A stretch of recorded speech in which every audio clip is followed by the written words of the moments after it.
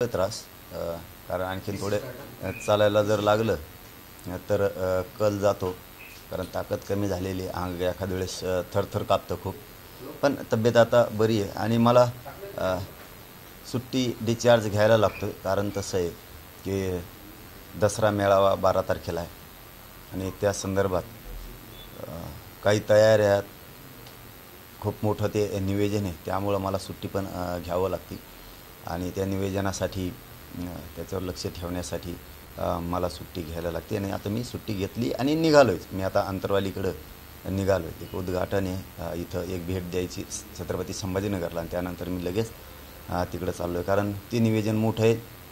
राज्यातल्या कानाकोपऱ्यातून समाज बांधव तिथं नारायणगडावरती येणार आहे दसरा मेळाव्याला.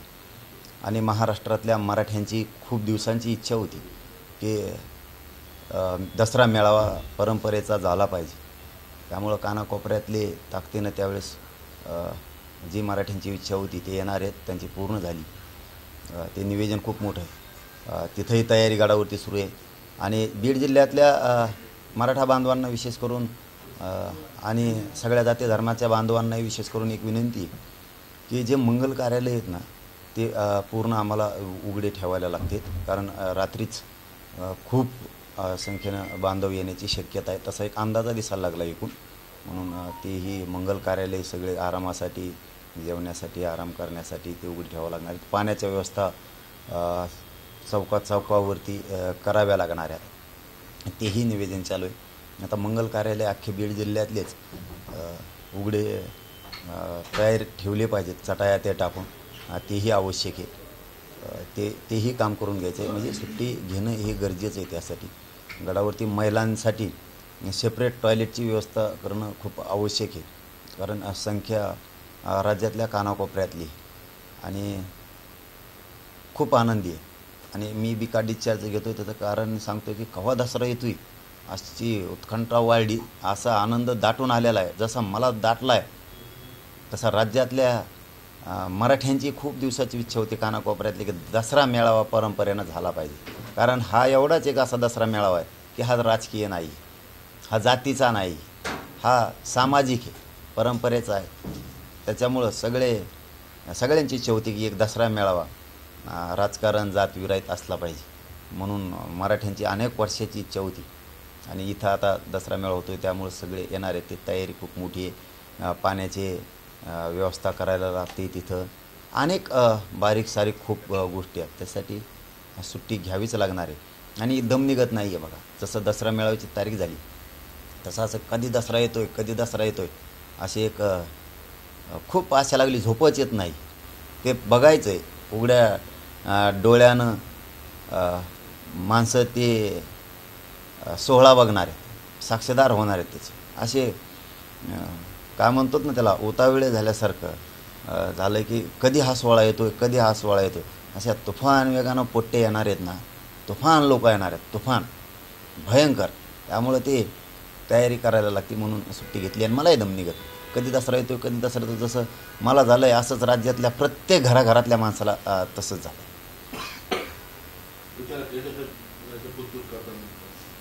असं आहे की तुम्ही जे दसरा मेळावा आणि आचारसंहिता आहे दोन्ही गोष्टी ज्या आहेत त्या लागून यायची शक्यता आहे.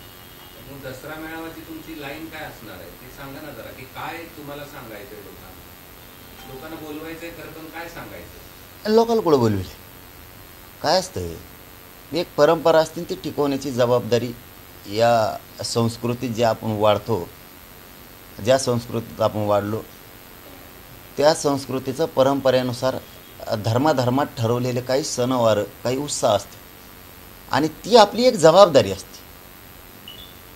एक कर्ता म्हणून किंवा त्या समाजाचा घटक म्हणून किंवा त्या संस्कृतीला एक मानणारा म्हणून, त्या धर्माला एक मानणारा म्हणून त्याची एक जबाबदारी असते की कुठंतरी आपण एकत्र आलो पाहिजे, संवाद केला पाहिजे, एकमेकाला आशीर्वाद घेतले पाहिजेत, एकमेकाच्या शुभेच्छा घेतल्या पाहिजेत. आपण एक जीव कुठंतरी दाखवला पाहिजे. कारण सुख समृद्धीकडे जायला काही पवित्र दिवस असतात. त्यापैकी हा एक 3.5 मुहूर्तापैकी जे बोलतो आपण त्यापैकी हा एक आहे. यावरती विचाराची देवाणघेवाण केली जाते, विचाराचं सोनं लुटलं जातं. एकमेकाच्या सुखदुःखाच्या भावना जाणून घेतल्या जातात आणि सुखदुःखात मिसळलं जातं. यासाठी ह्या परंपरेने ठेवलेलं असतं. याचा राजकीय अर्थ काढू नका, राजकीय अर्थ काढू नका. मात्र एक खरं आहे की खूप दिवसांची इच्छा होती मराठ्यांची की एक दसरा मेळावा परंपरेचा झालाच पाहिजे. खूप अनेक वर्षापासून होतं आणि आता ती पूर्ण झाल्यामुळं राज्यातल्या कानाकोपऱ्यातले लोक इकडे येणार आणि यावंसुद्धा. माझी विनंती आहे, कोणत्या राजकीय पक्षांच्या पळत बसण्यापेक्षा सभेला आणि कोटाण्याला सगळ्यांनी एका जाग्यावरती यावं. अन्यायावरती फुंकर घालायची, दुःखाकडून सुखाकडे जायचं आहे, अन्यायाविरोधाचा लढा जिंकायचा आहे. याला विजयादशमीही म्हणलं जातं. तो उत्सव आपण विचाराच्या देवाणघेवाणीनं केला पाहिजे. म्हणून सगळ्यांनी इकडं आलं पाहिजे. इथं पक्षीय भेद काही ठेवू नका. राजकीय सामाजिक सगळेची सगळे एकमेकाच्या सुखादुःखात अन्यायाला वाचा फोडण्यासाठी विजयाकडं वाटचाल करण्यासाठी सगळे एकत्र आहे. पक्षान फक्षण काय करू नका आणि कोणाच्या मेळावे कुंकडे पळापळी करू नका, सभाला जाऊ नका. आपण आपले सगळ्या वर्गातले लोक म्हणजे नोकरदार वर्ग असेल, व्यावसायिक वर्ग असेल, शिक्षक वर्ग असेल, जे वर्ग असतील आपले, शेतकरी वर्ग असेल, कामगार, कष्टकरी, हमाल, रिक्षा, टेम्पो, ट्रक, ट्रॅक्टर चालविणारे, मोटरसायकल चालविणारे, टपऱ्या, हॉटेलं, सगळे हे चालवणारे जे सगळे लोक आहेत, एक दिवस सगळे एकत्र या नारायणगडावरती विचाराची देवाणघेवाण घेण्यासाठी, एकमेकाला शुभेच्छा देण्यासाठी. आणि तुम्ही जितके याल तितक्यांचा मला आशीर्वाद घ्यायचा आहे. प्रत्यक्ष तुमचा भेटून मला तुमच्या पाया पडून तुम्हाला शुभेच्छा देऊन मला तुमचा आशीर्वाद घ्यायचा आहे. त्यामुळं सगळे इकडे या. आणि जर कोणचा राजकीय नाही एखाद्यानी म्हणजे जर जाऊ नका म्हणले मेळाव्याला मराठ्याचा, जरा त्याचे नावं सांगा, पुढं त्याची गरज पडणार आहे. काही जण नाटकं करतात की इकडं जाऊ नका, तिकडं चला, इकाड्या सभेला चला, तिकाड्या सभेला चला. कुणी जर तशी अडक करण्याचा प्रयत्न केला, मग तो आमदार असो, माजी आमदार असो, मंत्री असो, माजी मंत्री असो, खासदार असो, जिल्हा परिषद सदस्य असो, पंचायत समितीचा सदस्य असो, सभापती असो, तो कुणी असो, तो मराठ्याचा जर त्याने काही अडवण्याचा किंवा असा काही प्रयत्न केला, जाऊ नका असं जरी सांगितलं तरी त्याचं नाव मात्र सांगा. मराठ्यांच्याच विरोधात मराठ्यांशीच बेमानी करणारे समाजाला आता माहीत होणं गरजेचं आहे. आणि याच्या पुढचं सांगतो सगळ्यांना विनंती, उग्ग कोणी आडवं पेडवं पडू नका. सगळ्या पक्षातल्या मराठ्यांना सांगतो, ते आमदार, खासदार, मंत्री कोण असते, सभापती, जिल्हा परिषद सदस्य, सगळ्यांना सांगतो, आडवं पडू नका. समाज म्हणजे 18 पगड जातीच्या सगळ्यांच्या अस्मितेचा हा परंपरेचा दसरा मेळावा आहे. उगाच आडवं पडून डोळ्यावर येऊ नका, गप राहा आणि सगळ्याचे सगळे एक जीवानं उलट शक्ती दाखवा. योग्य वेळे, योग्य संधी, या वेळेला एकजूट सगळ्यांनी दाखवा. घरात दारातले कुटुंब. दादा, तुम्ही काल पण म्हटलं योग्य संधी योग्य वेळ, आताही म्हणता योग्य संधी योग्य वेळ, आणि तुम्ही मेळाव्यासाठी फार उत्सुक आहात. लोकसभेच्या तोंडावर, विधानसभेच्या तोंडावर अशी कोणती संधी आलेली तुम्हाला आणि कोणती वेळ आलेली मराठा समाजाला ताकद दाखवली? नाही, आता त्याचा राजकीय अर्थ काढू नका. पण आता नेमकं ते त्याच्यात आलं आहे, त्याला आम्ही तर काय करावं? ते नेमकं त्याच्यात आलं आहे. आम्हाला योग्य वेळ आहे, योग्य संधी आहे, वेळ येऊ द्यायला लागते. काळ वेळ आल्याशिवाय कोणची गोष्ट यशस्वी होत नाही. पण आता हे नेमकंच एकत्र आलं आहे. पण आमचा अर्थ याचा असा आहे की खूप अनेक वर्षापासून लोकांची इच्छा होती, कानाकोपऱ्यातल्या मराठ्यांची इच्छा होती, पारंपरिक दसरा मेळावा झाला पाहिजे. सगळ्या जाता धर्माचा, 18 पगड जातींच्या, शेतकऱ्यांचा एक सामाजिक झाला पाहिजे मेळावा. आम्हाला ती योग्य वेळ वाटते. आता कोणी त्याला राजकारणाकडे नेत आहे, कोणी काही नेत आहे, त्याला आता आम्ही तर काही करू शकत नाही. त्याला काय करावं? आता असं आहे की नारायणगड हा सर्व धर्मियांचा आहे, सर्व जातीयांचा आहे. इथं 18 पगड जातीचे लोक दर्शनाला येतात, एकादशी असू द्या किंवा इतर वेळी दसरा असू द्या. मग त्या गडाचं तुम्ही एका समाजापुरतं मर्यादित का करताय? कोणी केलं? तुम्ही मराठ्यांना या, मराठ्यांना या, मराठ्यांना या नाही म्हणलो, नीट ऐका. मराठ्यांची अनेक वर्षापासूनची पारंपरिक दसरा मेळावा घ्यावा ही इच्छा होती आणि त्या सगळ्या जाती धर्मांचा मेळावा घेतला. पारंपरिक, त्याला मराठा दसरा मेळावा नाव नाहीची. रोज शब्द वापरतोय मी, रोज शब्द वापरतोय. शेतकरी येणारे, 18 पगड जातीचे लोक येणार आहेत, 12 बलुतेदारांचे येणार आहेत, सगळ्या जाती धर्माचे लोक येणार आहेत. पुन्हा एक शब्द वापरला आहे मी, सामाजिक मेळावेच नाही आहेत, राजकीय कुठं कोणचे स्वार्थी. ही पहिला परंपरेचा सामाजिक दसरा मेळावा आहे परंपरेनुसार, आणि ते यावं हे सांगतोय मी सगळ्यांना. आता त्याचा अनेक अर्थ कोणी काय काढत सोयीनुसार तो द्यात, त्याचा प्रश्न आहे, त्याला मी काय करू शकत.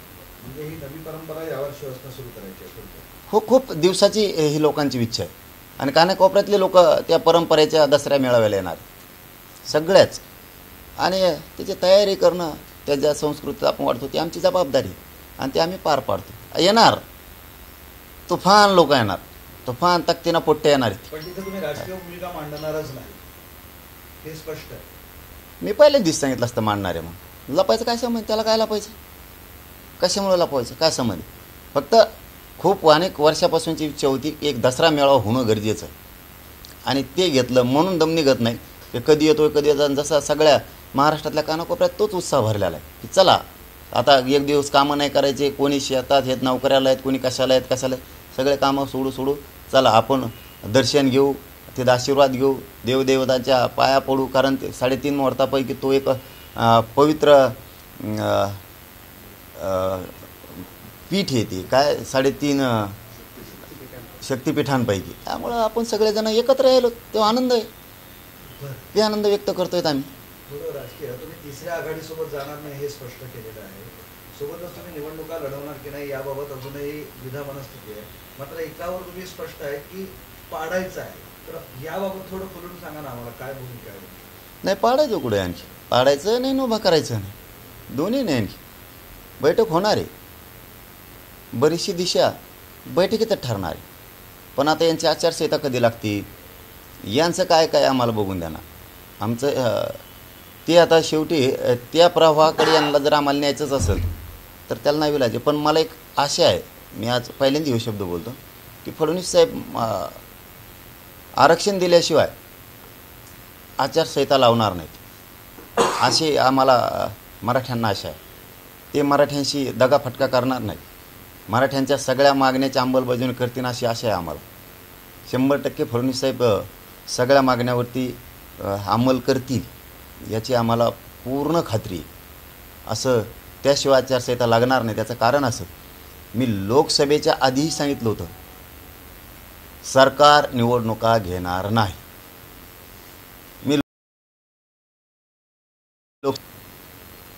जर त्यांनी घेतल्या मराठा आरक्षणाला डावलून तर त्यांना तोंड लपवायला जागा राहणार नाही, हे दोन्ही सांगितलं होतं. आयुष्यातला सगळ्यात मोठा त्यांना फटका असेल हे मी त्यावेळेस सांगितलं. त्यावेळेस त्यांनी गांभीर्याने घेतलं नसेल असं वाटतं, म्हणून जे व्हायचं ते झालेलं आहे.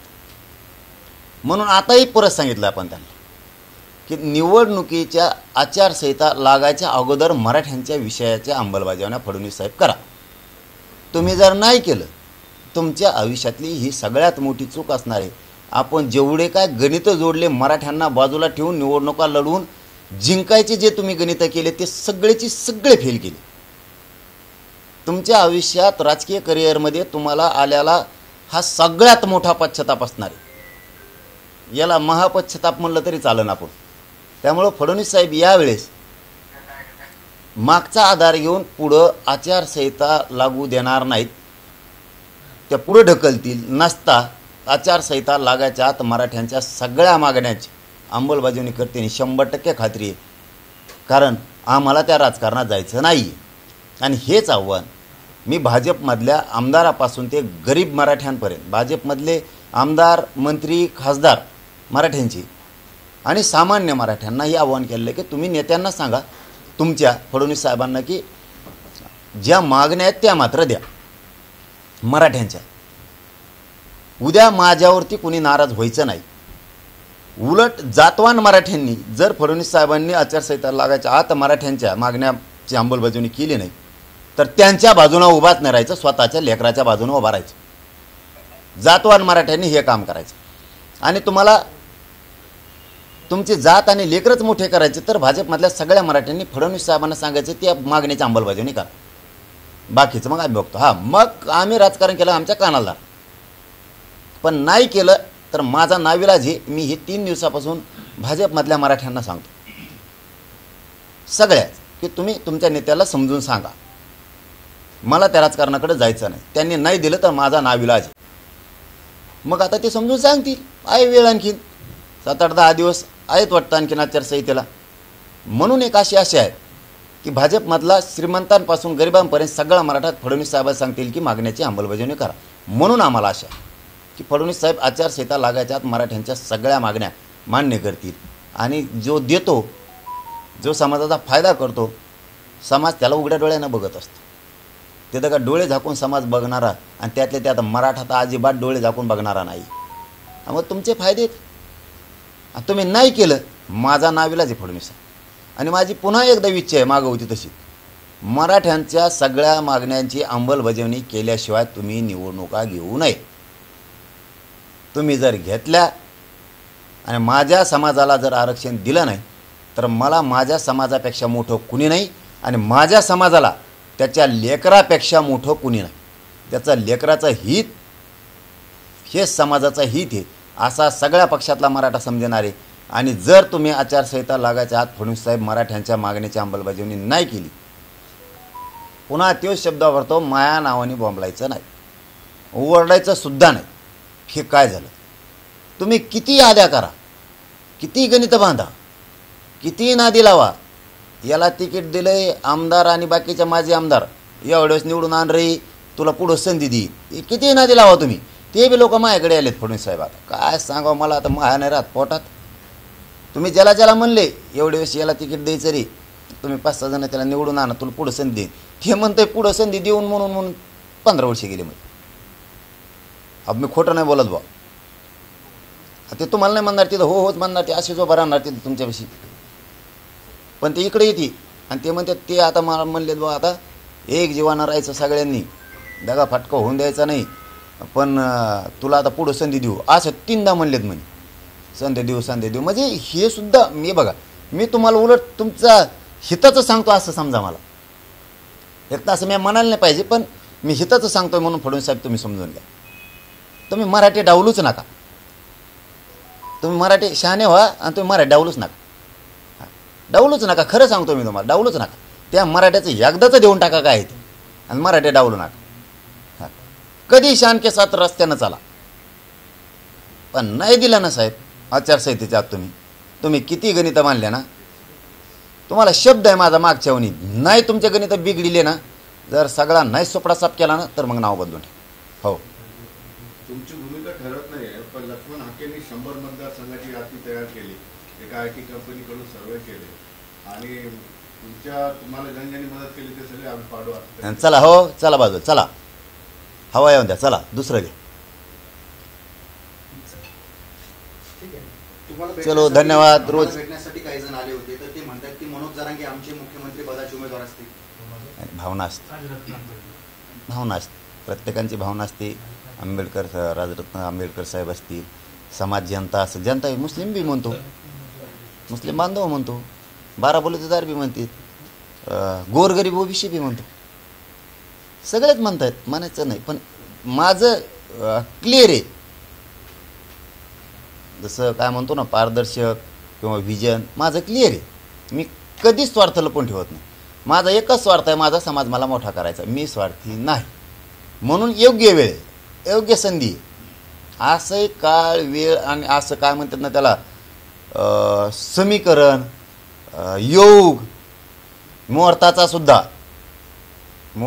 योग हे कधीतरी अवकाशात घडून येतं की खूप दशकानंतर एखादा ग्रह एखाद्याला चिटकुतू, तसं हे खूप दिवसानं योगायोग जुळून आलेला आहे. असा की मुस्लिम, मराठे, दलित, गोरगरीब, ओबीसी, गोरगरिबाची लाट आलेली खूप याच्यानंतर. उग संधीचा फायदा घेतला पाहिजे. मराठी असो, मुसलमान असो, दलित असो, बारीक बारीक ओबीसींचे असो, हे सगळ्यांनी उग संधीचा फायदा उचलला पाहिजे. आता खरंच तुम्ही दिमागबाज असाल ना तर अशी संधी आली, देणारे बनान मोकळे व्हा. उग अशी संधी आहे ना, बोलायसारखं. आणि किती झटलात ना त्याच्यानंतर कवाच अशी लाट येणार नाही गरिबाची.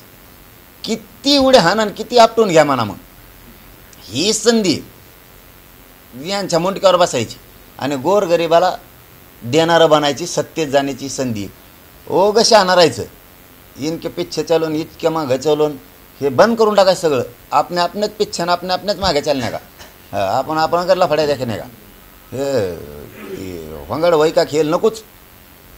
आलो वंदे जे वंदे या बारे ना खून जांदे. तुम्हाला भेटून गेले. आता एक आमदार लाईनमध्ये बसले. बरेच राजकीय नेते येतात, तुम्हाला भेट घेतात, फोटो काढतात, पोस्ट करतात आणि त्याचा फायदा घेण्याचा प्रयत्न करतात. तर होऊ शकेल का फायदा, काय वाटतं? मराठ्याला माहिती मेले नमुने बाजे म्हणून. आता ते काय असतं एक जत्रा असते बघा आणि जत्रात काय असतं फक्त छत्री रंगीलेली असते.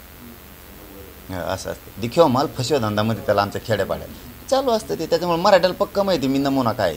मी फक्त आणि फक्त मराठ्यांच्या हिताचंच काम करणार. कोण येतोय जातोय हे माझ्यासाठी महत्त्वाचं नाही. पण आलेला माणूस मला वापस पाठवता येत नाही. त्यांचा सन्मान करणं एक समाजाचा लेकरू म्हणून आणि प्रामाणिकपणे काम करतो मी एवढ्या मोठ्या प्रवाहात मला सगळ्यांना भेटावं लागतं. कारण मी आता ते जर आमचा द्वेष करत नाही तर आम्ही त्यांचा का करावं. त्यांनी द्वेष केल्यावर बघू आपला असंही धोरण. पाटील साहेब, आतापर्यंत तुम्ही 6 उपोषण केले, अनेक वेळा तुम्ही इथं देखील उपचार घेतला, त्यावेळेस कुणीही आमदार आले नाही. आता आमदारांची रीग लागलेली आहे. ते येत आहेत भेटायला, विचारपूस करतायत, तब्येत कशी आहे काय भेटून जातात. आता विचारायला बी यायचं नाही म्हणल्यावर तर अवघड होईल. नाही हळूच काय हळूला चाल तुम्ही चिटकूनच असतात. पण सांगण्याचं असं आहे की वर्षभरात ते कधीही तुमच्याकडे आले नाही आणि निवडणुकीच्या तोंडावर. पण आता तर विचारलंय त्यांनी तब्येत कशी. पुढचा विषय काढ, पुढच्या विषय टायमाला पुढचा विषय काढत मी असं आहे. ते विषय जसं असेल तसं असतं आपलं धोरण. पण आता हे बघा एक समाजाचे घटक म्हणून येत आहेत, विचारतायत, बोलतायत, एकमेकाची विचारपूस करतायत. आम्ही त्यांची त्यांनी आमची काय ही रूल आहे, पहिल्यापासूनचा रूल आहे. त्यामुळे हे असण्याचं याच्यात काही कारणच नाही. फक्त एक माझा एक विनंतीपूर्वक सगळ्यांना सल्ला आहे की सगळ्यांनी दसरा मेळाव्यासाठी ताकदीनं या. पाऊस असो, ऊन असो, वादळ असो, वारा असो, नाही तर मुसळधार असो, दसरा मेळावा होणार आणि ताकदीनं होणार. पण सगळ्यांनी या. सगळ्या परंपरेचा आहे तो, जाती धर्माचा आहे. सगळ्यांनी या. छत्री पण सोबत असून द्या. जी जी वस्तू लागेल ती सगळ्या बांधवांनी घेऊन या. पण एक दिवस सगळ्यांनी एकजूट दाखवा. योग्य वेळ आहे, योग्य संधी आहे. अशी संधी आणि अशी वेळ येणारच नाही. योग्य वेळेवर हातोडा बसणार आहे. फिरलं पाहिजे सगळं. बंगाच फिरलं पाहिजे असं. एवढे बाहेर पडा. वरचं सगळं बंग फिरलं पाहिजे. शेवटचा प्रश्न की तुम्ही 2024ला भाजपचं सुपडा साफ करण्यासाठी जाहीर आव्हान देतात निवडणूक आचारसंहितेच्या आधी जर मागणं मान्य झालं. पण अमित शहाने असं जाहीर केलंय की 2029ला भाजपची सत्ता ती बी स्वबळावर येईल. म्हणजे 24 सोडलं तर पुढच्या 25 पर्यंत तुम्ही नसणार असं त्यांनी आकडे पण. आता ते कमवून तसं स्वबळावर ते कुणाच्या सोबत राहणार पण नाही असं. ते राहणे नका करू. आपल्याला काय करायचं त्यांचं समजा. काय आपल्याला काय कुणी निस्पुरी राहा, कुणी लग्न करा, आपल्याला काय करायचं. एकटे राहायचं सवय असती. काही कायला दोघं राहा, तिघं राहा, आपल्याला काय घेणं नाही. तुम्ही 5-5 जणात जरी एका राहिलात एकामेका तरी आम्हाला काय बाबा दुःखत नाही ना काही. काय आम्ही कुठं म्हणतो तुम्हाला निस्पुरी राहा किंवा राहू नका किंवा लग्न करा नका. ज्याचा त्याचा इश्यू असतो. त्यांना एकटं राहा वाटत असं तर एकटं राहा. लय मोठ्यात राहायचं लय मोठ्या घोळक्यात राहा. आपल्याला त्याशी देणं घेणं नाही. पण एक हे असं लोक म्हणतात ते ऐकून मी आणि मलाही बी चांगलं माहिती. त्यात थोडं हरियाणात आता लक्षातच येईल. पण तरीही सांगतो जिथं खूप अशा काही गोष्टी होतील म्हणजे पिछाहट ज्या वेळेस होईल त्यांची त्यावेळेस मोदी साहेब आणि अमित शहा साहेब घुसतात. ही एक त्यांचा पायंडा आहे. की ते घुसतात. पण महाराष्ट्रात तुम्हाला दाखवून देऊ परतीच्याच पायानं जायला लागली. ते बाकीकडे तुम्ही काय केलं, काय डावं टाकले. तुम्ही जिथं गेला तिथं तुम्ही बरोबरच गेम केला दोघांनी. असं जे ऐकूयात बातम्या आहेत असू शकतात, महाराष्ट्रात नाही. जर आरक्षण नाही दिलं तर परतीच्याच पायानं वापस लावणार. हां, त्यावेळेस तेच पंतप्रधान साहेब होते, आता तुम्ही पण येत, अमित शहा साहेब, आणि 2 जण आहेत यावेळेस. असू द्या, गणित बिघडीत परतीच्याच पायानं वापस लावी. हो, मराठ्यांच्या जर आचारसंहितेच्या आत मागण्याची अंमलबजावणी नाही केली, देशाला दाखवून देणार आम्ही मग की हे जरी गेले तरी जनता गणित बिघडू शकते. नसता अशी मन झालेली, तुम्ही गेलात की ते बरोबर काही ना काहीतरी करते, की देशाला मनच मोडून टाकविल मी की हे गेल्यावर उलट जास्त पडत येतं. नाही दाखविले ना, नाव बदलावून ठेवले. हो, नसता आपलं आरक्षण देऊन टाका बाबा. फडणवीस साहेब, दरेकर साहेब सांगतो, ते लाड साहेब आहेत एक दुसरे, साहेबाला सांगा आम्हाला राजकारणात नाही जायचं, माझ्या समाजाला नाही जायचं. आमचा उद्देश आहे मराठ्यांसाठी काम करणे, मराठ्यांना आरक्षण मिळवून दिले तेवढं द्या. साहेबांना तुम्ही समजून सांगा, फडणवीस साहेबांना तेवढ्या मात्र अंमलबजावणी करा. तुम्ही जेवढ्या मागण्या आहेत तेवढ्याचे आमचे लकलाभ राजकारण तुम्हाला. आम्ही खुशाल निवांत राहतो, तुम्ही तुमचं निवांत राहा. नाही दिलं तर एक शब्दसुद्धा थोबाडतून काढायचा नाही. हां, त्याच्यानंतर मी ऐकून घेत नसतो आणि बॉम्बलायचं बी नाही मग माझ्या नावानं, आणि भाजपात मराठी राहत नसतात मग. म्हणून दरेकर साहेबाचं 2दा नाव घेतलं मी पुन्हा, की तुम्ही त्यांना समजून सांगा आणि मजात तुमचं तुम्ही राजकारण करा, आमच्या मागणीची अंमलबजावणी करा. धन्यवाद.